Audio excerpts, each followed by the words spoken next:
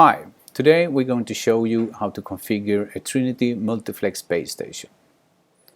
We are now logged into a unit I have here at the office, and I have already configured it with an IP address, so it's no longer on the default IP address.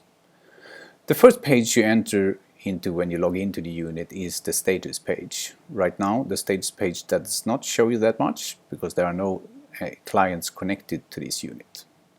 So we move on to the configure page. The first thing you need to choose is what mode the unit is going to be in. You have three modes: the point-to-point master mode, the multi-point master, and the client mode. In this case we are going to set up a multi-point setup. So we choose the multi-point master mode.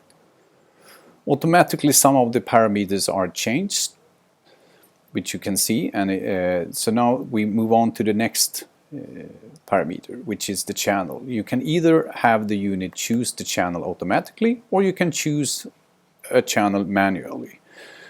I will choose a manual channel, which I pick 104.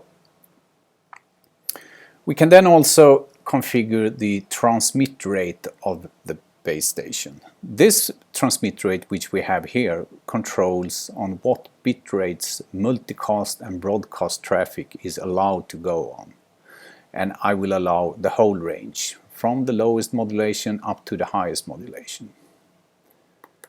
The next step is to choose a link ID. The link ID is a unique identifier that the client searches for when it looks for the master. In this case I choose multi-test as my link ID. You also need to choose a passphrase. The passphrase controls how the encryption is set up, and it has to be the same on both the master and on the clients. We choose the same here, multi-test as the passphrase. Next, you need to choose what regulatory domain you are in. That controls what channels you can use and also how to handle DFS and output power. I will choose Sweden since we are in Sweden. You also need to choose what channel bandwidth you are using. To get most throughput, you will obviously have to have the highest bandwidth. But I will have a little smaller system here, so I choose 20 MHz channel bandwidth. Next step is to choose what TX power you want to have on the unit. Right now we are at the office, and I will reduce the power to not get too high signals on the clients. So you go for 15 dBm plus the antenna. Then you have the master client time division. This is a true TDD system where you have predefined time slots. So you will have to define how big these time slots are. The default is to have 50% of the capacity in downlink and 50% in uplink, and I will stick with that for my test. Next step is to press the set button.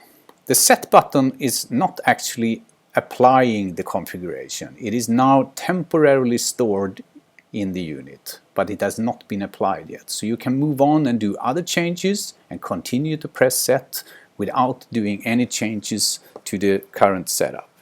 So what we'll do is that we will move on to the client settings page.